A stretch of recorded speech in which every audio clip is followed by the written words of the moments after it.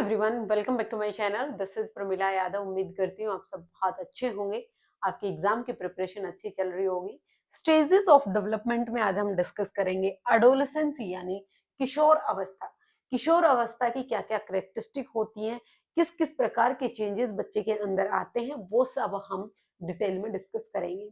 Adolescence का जो time period होता है वो कई जगह आपको 13 से 18 देखने को मिलेगा और कई जगह आपको 12 से 18 देखने को मिलेगा।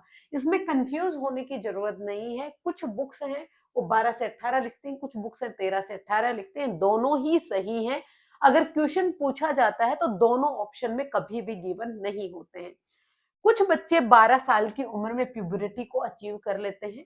कुछ बच्चे अचीव नहीं, शुरुआत हो जाती है। कुछ बच्चों में 12 साल की उम्र में प्यूबरिटी की शुरुआत हो जाती है। कुछ बच्चों में 13 साल की उम्र में प्यूबरिटी की शुरुआत होती है। प्यूबरिटी क्या होती है ये हम समझेंगे। बच्चों में इंडिविजुअल डिफरेंसेस पाए जाते हैं, व्यक्तिगत विभिन्नताएं पाई जाती हैं। व्यक्तिगत विभिन्नताएं, बच्चे की हेरिडिटी अलग है, बच्चे का एनवायरनमेंट अलग है, बच्चा जिस सोशल एनवायरनमेंट में रह रहा है वो अलग है, बच्चे का न्यूट्रिशन का लेवल अलग है।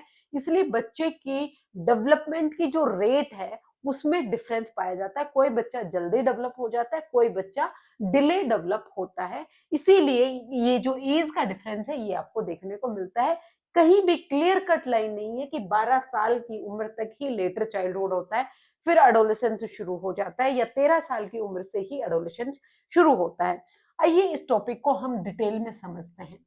सबसे पहले हम देखें एडोलेसेंस को किन किन अलग अलग नामों से जाना जाता है। इंपॉर्टेंट है क्योंकि यहाँ से क्वेश्चन बनता है।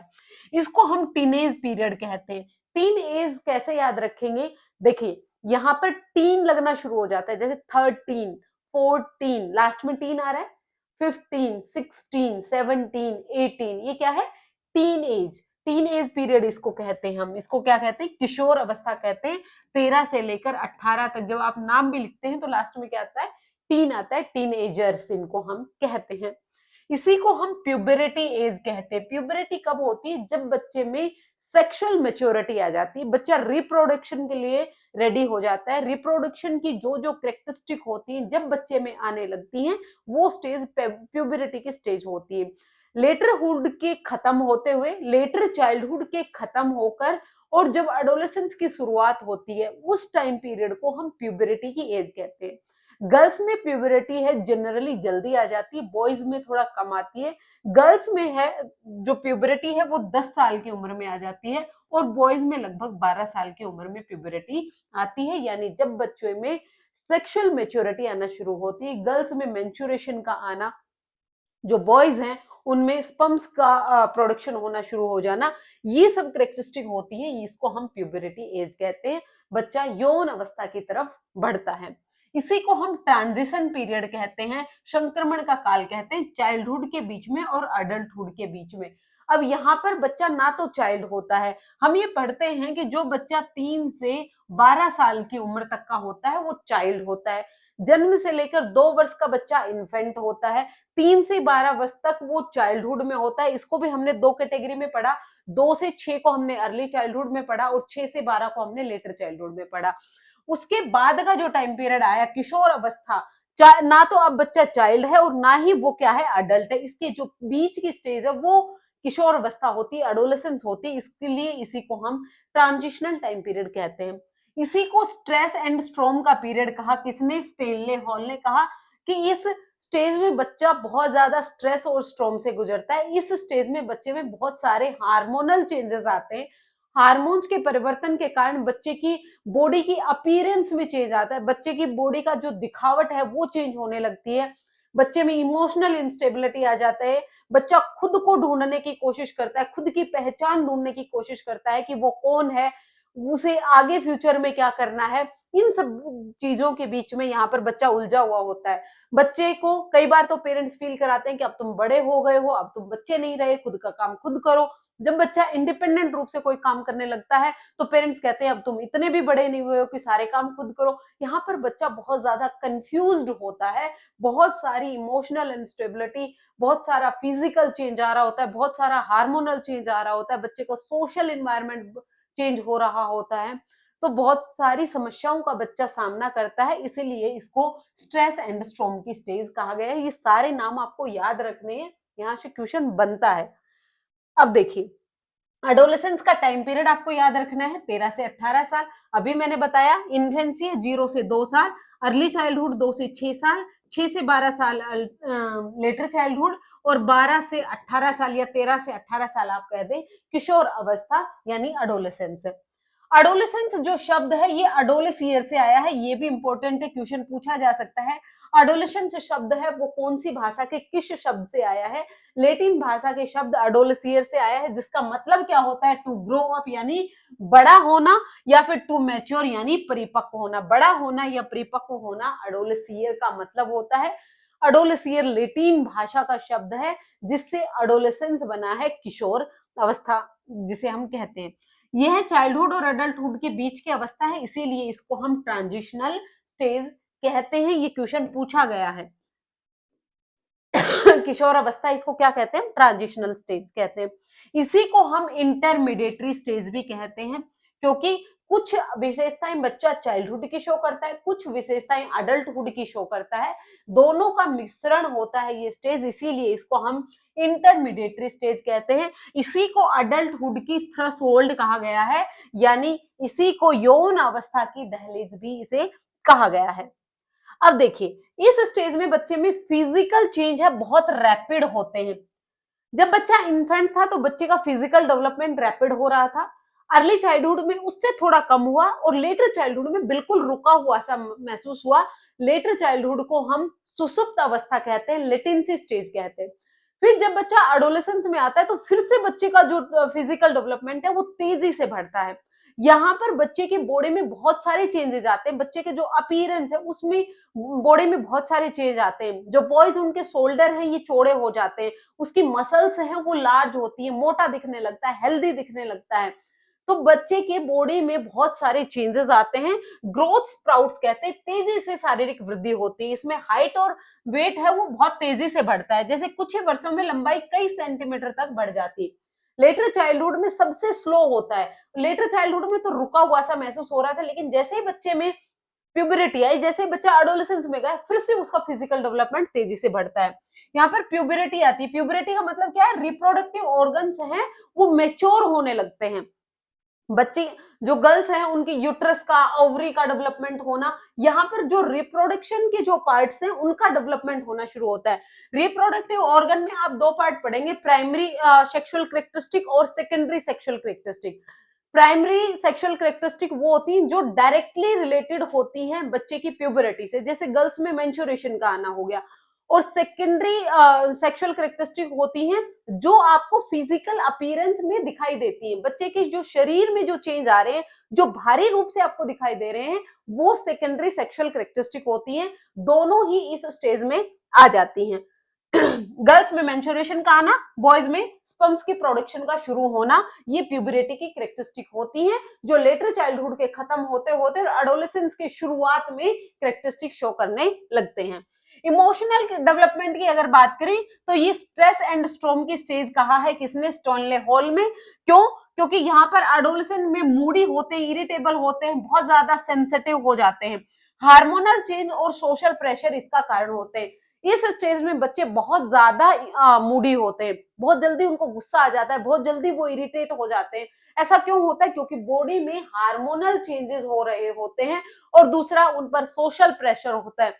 सोशल प्रेशर का मतलब जैसे मैंने अभी आपको बताया, कई बार उनको ये एहसास कराया जाता है कि तुम बड़े हो गए हो, कई बार एहसास कराया जाता है नहीं अभी तुम छोटे हो। वो अपनी पहचान ही नहीं कर पाते कि एक्चुअल में मैं छोटा हूँ या मैं बड़ा हूँ। यहाँ पर बच्चे में जो पीयर का कॉन्फ्लिक्ट है वो ज्यादा हो जाता है। पीयर ऐसे फ्रेंड होते हैं जो उसी की स्टेज के होते हैं। यहाँ पर जो पेरेंटल इन्वॉल्वमेंट है वो कम हो जाता है। यहाँ पर बच्चे पेरेंट्स की बात से जल्दी एग्री नहीं होते। उनको लगता है कि पेरेंट्स तो उसे समझते ही नहीं है, वो मानते ही इनको दोस्तों को। जो जिस संगत में बच्चा रहेगा उस संगत का असर उसे देखने को मिलेगा। इस यहाँ पर जो पीयर है वो सबसे ज्यादा इंपॉर्टेंट हो जाते हैं। इसीलिए यहाँ पर इमोशनल इंस्टेबिलिटी पाई जाती है। भावनाएं, इमोशंस तेजी से बदलते हैं। जैसे इन्फेंसी में बच्चे की भावनाएं बदल रही थी, बच्चा कब रोने लग जाए, कब हंसने लग जाए, कब खेलने लग जाए, उसी तरीके से बच्चे में एडोलेसेंस में भी जो भावनाएं तेजी से बदलती हैं। छोटी बातों पर अधिक प्रक्रिया को प्रतिक्रिया देता है। कोई छोटी सी बात होती है उसी पर वो बहुत ज्यादा गुस्सा भी दिखा सकता है। यहाँ पर बच्चा अपनी आइडेंटिटी ढूंढ रहा होता है कि मैं क्या हूँ, मुझे करियर में क्या करना है, मुझे आगे चल के कौन सा स्ट्रीम लेना है, मुझे कौन सी जॉब करनी है या फिर कौन सा बिजनेस करना है। इन सब चीजों के बारे में बच्चा यहाँ पर सीखने लगता है, यहाँ पर सोचने लगता है। इंपॉर्टेंस ऑफ पीयर ग्रुप यानी सहकर्मी की ग्रुप में महत्व हो जाता है। किशोर अपने मित्रों के साथ अधिक समय बिताना पसंद करते हैं। किसी भी निर्णय के लिए वो पहले मित्रों की राय लेता है। जब तक बच्चा लेटर चाइल्डहुड में था, देखिए इन्फेंसी में था, बच्चा पूरी तरह से अपने माता पिता पर डिपेंडेंट था। फिर जब बच्चा अर्ली चाइल्डहुड में आया तो माता पिता के साथ साथ टीचर का इन्फ्लुएंस आया, वहां पर टीचर इंपॉर्टेंट हो गई। फिर उसके बाद जब बच्चा लेटर चाइल्डहुड में आया तो पेरेंट्स का, टीचर्स का और थोड़ा बहुत सहपाठियों का उसका इन्फ्लुएंस रहा। फिर जब बच्चा एडोलेसेंस में गया तो यहाँ पर पेरेंट्स का बिल्कुल कम हो गया, टीचर्स का भी कम हो गया, सबसे ज्यादा डोमिनेट कर रहा है पीयर्स, उसके सहकर्मी। Sorry. Development of social skills, यहाँ पर बच्चे में सोशल स्किल्स आती है। सोशल स्किल्स का मतलब जो समाज में सरवाइव करने के लिए जो स्किल्स आप में होनी चाहिए, फ्रेंडशिप होनी चाहिए, कॉपरेशन होना चाहिए, एक दूसरे की सहायता करना है, एम्पैथी दिखानी है, सिंपैथी दिखानी है, लीडरशिप दिखानी है। क्वेश्चन इंपॉर्टेंट है, यहाँ पर बच्चे में लीडरशिप जैसी भावनाएं डेवलप होती हैं। बच्चा क्लास का मॉनिटर बनना चाहता है, वो अपने अकॉर्डिंग एक लीडर की भूमिका निभा रहा है कि एक लीडर किस तरह से एक पूरे ग्रुप की रिस्पॉन्सिबिलिटी लेता है। बच्चा इस स्टेज में रिस्पॉन्सिबिलिटी लेना सीख जाता है। तो सोशल स्किल्स का डेवलपमेंट भी इस स्टेज में होता है। यहाँ पर अगर कॉग्निटिव डेवलपमेंट की बात करें तो बच्चे में एब्स्ट्रैक्ट थिंकिंग आ जाती है, यानी अमूर्त चिंतन आ जाते हैं। लेटर चाइल्डहुड में बच्चा था तो उसमें कॉन्क्रीट चीजों के लेके वो अपनी थिंकिंग लगा पाता था, यानी जो चीजें उसके सामने प्रेजेंट है वो उसी पर लॉजिक लगा पाता है। लेकिन यहाँ पर बच्चे जो सामने अवेलेबल नहीं है उन चीजों पर भी अपनी थिंकिंग लगाता है। जैसे आप बच्चे को कोई भी एक हाइपोथेटिकल सिचुएशन दे, बच्चा उस पर सोचता है। आप बच्चे को कहें कि आजादी से पहले लोगों का जीवन कैसा रहा होगा, तो वो उस पर थिंकिंग करेगा कि जब हमारी लाइफ दूसरे के कंट्रोल में होती है तो हम किस तरह से अपने जीवन यापन कर रहे हैं, किस तरह का हमारा लाइफ रहा होगा। अब वो सिचुएशन बच्चे के सामने प्रेजेंट नहीं है, लेकिन बच्चा फिर भी उस पर सोच रहा है। ये पियाजेट के अनुसार कौन सी स्टेज है? फॉर्मल ऑपरेशनल स्टेज है, फोर्थ स्टेज है। यहाँ पर highest level of cognitive development है। यहाँ पर एडोलेसेंस में बच्चे का जो संज्ञानात्मक विकास है वो हाईएस्ट लेवल पर होता है। किशोर ऐसी चीजों के बारे में सोच सकते हैं जिन्हें वो देख नहीं सकते, छू नहीं सकते। किसी भी बात पर आप बच्चे को थिंकिंग करवा ले, जो चीजों को वो टच नहीं कर सकता, यानी जो चीजें सिर्फ दिमाग में है। आप फ्रीडम के बारे में सोच रहे हैं, आप कॉपरेशन के बारे में सोच रहे हैं, आप न्याय के बारे में सोच रहे हैं, आप जस्टिस के बारे में सोच रहे हैं, ये सारी चीजें कॉन्क्रीट रूप से तो प्रेजेंट नहीं है, लेकिन बच्चा इन पर थिंकिंग कर सकता है। लॉजिकल थिंकिंग, यहाँ पर बच्चे की जो थिंकिंग है वो लॉजिकल है। जब भी वो कोई भी बात करेगा तो लॉजिक ढूंढेगा, कोई भी कारण ढूंढेगा कि ये इसके पीछे कारण क्या है। किशोर तर्क और कारण के आधार पर निर्णय लेता है, जैसे यदि मैं नियमित अध्ययन करूंगा तो परीक्षा में अच्छे मार्क्स ला पाऊंगा। अगर मुझे मार्क्स अच्छे लेने हैं तो वो पूरी स्ट्रेटेजी बनाता है कि मुझे इस तरह से एक बार टॉपिक पढ़ना है, फिर उसका रिवीजन करना है, फिर मुझे एमसीक्यूज लगाने हैं, फिर मुझे पीवाईक्यूज लगाने हैं। मतलब बच्चा लॉजिक पर बात करना है, हवा हवाई में बात यहाँ पर नहीं करता है। यहाँ पर बच्चे में हाइपोथेटिकल थिंकिंग आ जाती है। हाइपोथेटिक थिंकिंग का मतलब क्या है? जैसे आपके सामने कोई समस्या आई, उस समस्या के क्या-क्या सॉल्यूशन हो सकते हैं, क्या-क्या पॉसिबिलिटी हैं, उन सब पॉसिबिलिटी के बारे में सोचना ही हाइपोथेटिकल थिंकिंग होती है। हाइपोथेसिस बनाना, परिकल्पना बनाना, यानी किसी भी समस्या का सॉल्यूशन अपने दिमाग में स्टेप बाय स्टेप अरेंज करना हाइपोथेटिकल थिंकिंग होती है। किशोर विभिन्न संभावनाओं के बारे में विचार करते हैं। यदि पृथ्वी पर गुरुत्वाकर्षण न होता तो क्या होता? यानी गुरुत्वाकर्षण के कारण ही कोई भी चीज ऊपर उछाली वो नीचे आ गई। अगर गुरुत्वाकर्षण होता ही नहीं तो क्या होता? देखिए गुरुत्वाकर्षण उसको दिख भी नहीं रहा है, टच नहीं कर पा रहा, फील नहीं, वो सिर्फ अपने दिमाग में इन चीजों के बारे में सोच रहा है, मतलब एब्स्ट्रैक्ट थिंकिंग है और विभिन्न विभिन्न पहलुओं के बारे में सोचता है। यहाँ पर बच्चा क्रिटिकल थिंकिंग करने लगता है। क्रिटिकल थिंकिंग का मतलब क्या है? यहाँ पर बच्चा किसी भी समस्या का सॉल्यूशन ढूंढने के लिए आप बच्चे को कोई भी फैक्ट बता रहे हैं तो उसके विभिन्न पहलुओं के बारे में बच्चा सोचता है, जस्ट कॉपी पेस्ट नहीं करता। यहाँ पर बच्चे में प्रॉब्लम सॉल्विंग एबिलिटी आ जाती है, यानी बच्चे के सामने कोई भी समस्या आई तो उसको किस तरह से समाधान करें, ये प्रॉब्लम सॉल्विंग एबिलिटी है, ये हाईएस्ट लेवल ऑफ एबिलिटी है। सबसे पहले बच्चा मेमोराइजेशन करता है, रटकर कोई चीजें सीखता है। फिर बच्चा अंडरस्टैंडिंग करता है, मतलब सोच कर समझ कर सीखता है। फिर बच्चा रिफ्लेक्टिव थिंकिंग करता है, अपनी ही थिंकिंग को वापस वो देख रहा होता है, चेक कर रहा होता है कि मैंने ये समस्या का समाधान इन स्टेप में किया, कहीं मैंने गलती तो नहीं की। अपनी ही थिंकिंग को रिफ्लेक्ट बैक करके देखता है, रिफ्लेक्टिव थिंकिंग होती है। फिर बच्चा प्रॉब्लम सॉल्विंग पर पहुंचता है। उसके बाद हम देखें यहाँ पर बच्चे में मेटाकॉग्निशन आ जाती है। ये जो 4 से 5 मैंने कैरेक्टरिस्टिक बताई हैं, ये सारी जीन पियाजेट की फॉर्मल ऑपरेशनल स्टेज की हैं। अगर आपने ये पांचों स्टेजेस कर ली तो फॉर्मल ऑपरेशनल स्टेज आपको पढ़ने की जरूरत नहीं है। सबसे फोर्थ स्टेज की जो स्टेज है वो औपचारिक संक्रियात्मक अवस्था है, जो highest level of cognitive development होता है। वहां पर बच्चा हाइपोथेसिस बनाना सीख जाता है, एब्स्ट्रैक्ट थिंकिंग करना सीख जाता है, मेटाकॉग्निशन आ जाता है, वहां पर प्रॉब्लम सॉल्विंग एबिलिटी आ जाती है, डिडक्टिव रीजनिंग आ जाती है, क्रिटिकल थिंकिंग आ जाती है। ये सब कैरेक्टरिस्टिक है पियाजेट की कॉग्निटिव डेवलपमेंट थ्योरी की फोर्थ स्टेज की। मेटाकॉग्निशन क्या होता है? किशोर अपनी सोच को सीखने की प्रक्रिया में समझने लगते हैं। जैसे यह पहचानना कि डायग्राम के माध्यम से पढ़ने पर विषय अधिक अच्छी तरीके से समझ सकते हैं। बच्चा अपनी ही थिंकिंग को जब रिफ्लेक्ट बैक करता है, उसी को हम मेटाकॉग्निशन कहते हैं। बच्चे ने कोई एग्जाम दिया, उस एग्जाम में उसे अच्छे मार्क्स नहीं आए, तो अच्छे मार्क्स क्यों नहीं आए, उसके पीछे के क्या क्या कारण हैं, उन सब कारणों पर अपनी थिंकिंग लगाना मेटाकॉग्निशन होता है। बच्चा कुछ भी बोल रहा है तो उसको सोच समझकर बोलना ही मेटाकॉग्निशन होती है। क्लियर हुई?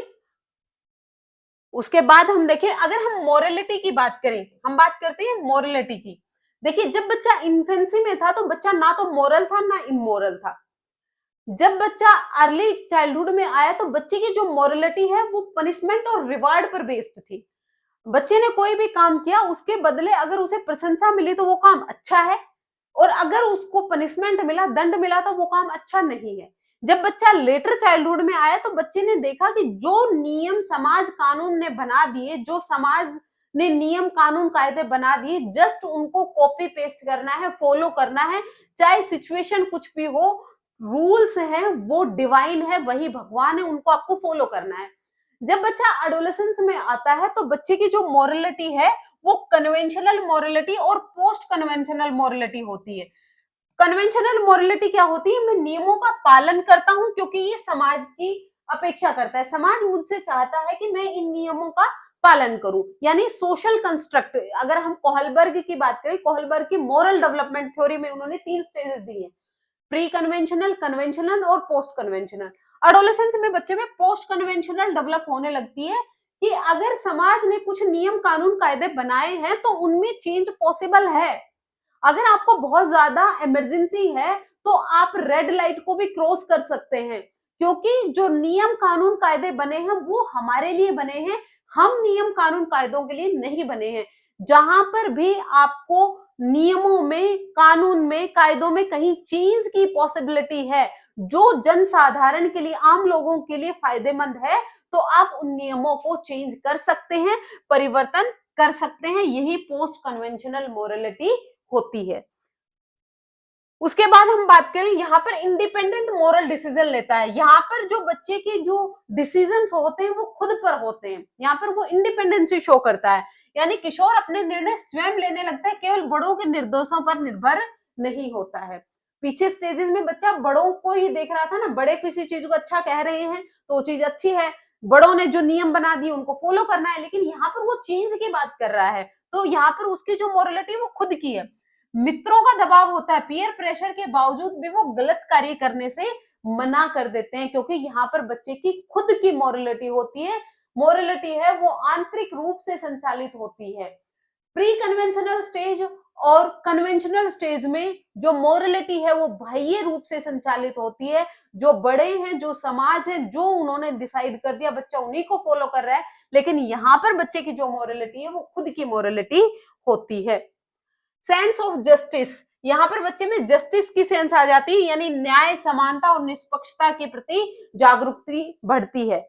इस स्टेज में बच्चा, अगर क्लास में टीचर बच्चों में पक्षपात कर रहा है तो बच्चे इसका ऑब्जेक्शन करते हैं, बच्चे कहते हैं कि ये आप गलत कर रहे हैं, यानी यहाँ पर टीचर डिवाइन नहीं है, जो टीचर कह रहा है वही सत्य नहीं है। लेटर चाइल्डहुड तक बच्चे में ऐसा होता है, टीचर कह रहे हैं वही सही है, लेकिन इस स्टेज में अगर टीचर भी गलत कर रहा है तो बच्चा उसको गलत बोलेगा कि ये आप गलत कर रहे हैं। ये यही हो गया डेवलपमेंट ऑफ पर्सनल वैल्यू। यहाँ पर बच्चे की खुद की पर्सनल वैल्यूज आती हैं, यानी खुद के नैतिक मूल्य आते हैं, आदर्श विकसित होते हैं। यहाँ पर बच्चे खुद के अपने रोल मॉडल डिसाइड करते हैं। बच्चे को कौन से, कोई क्रिकेटर पसंद है, कोई सिंगर पसंद है, कोई एक्टर पसंद है, कोई फ्रीडम फाइटर पसंद है, उसी को वो एक रोल मॉडल मानते हैं और उसी के आदर्शों पर, उसी के जो सिद्धांत है उन्हीं पर चलने की कोशिश करते हैं। यहाँ पर अपने रोल मॉडल वो डिसाइड कर लेते हैं। और भी बहुत सारी कैरेक्टरिस्टिक एडोलेसेंस में आपको देखने को मिलती है। यहाँ पर बच्चा खुद के अपीयरेंस को लेकर भी बहुत ज्यादा सजग हो जाता है। अगर बच्चा जा रहा है तो बच्चे को ये लगेगा कि 2-4 लोग मुझे देखकर मेरी ही बातें कर रहे हैं। खुद को बहुत ज्यादा इंपॉर्टेंस मानते हैं। इसीलिए जो इन्फेंसी अर्ली चाइल्डहुड में जो बच्चा ईगोसेंट्रिज्म दिखाता था, वही ईगोसेंट्रिक थिंकिंग है फिर से लौट कर आती है एडोलेसेंस में। खुद को इंपॉर्टेंट मानते हैं। गर्ल्स हैं इस स्टेज में डाइटिंग करती हुई दिखाई देती है कि मैं बहुत मोटी हो गई हूँ। हालांकि वो मोटी नहीं है, फिर भी उसे लगता है कि मैं बहुत मोटी हो गई हूँ, मुझे डाइटिंग की जरूरत है, तो वो डाइटिंग कर रही होती है। इस स्टेज में बच्चे में बहुत सारे कॉन्फ्लिक्ट आते हैं, पेरेंट्स के साथ बहुत ज्यादा लड़ाइयां होती हैं। बच्चों को लगता है कि पेरेंट्स उनको समझ नहीं रहे हैं, पीयर का इन्फ्लुएंस यहाँ पर बहुत ज्यादा हो जाता है। ये सब करेक्टरिस्टिक थी एडोलेसेंस की। होपफुली आपको क्लियर हुई होंगी। अगर आपको कहीं कोई डाउट हो तो आप कमेंट सेक्शन में पूछ सकते हैं।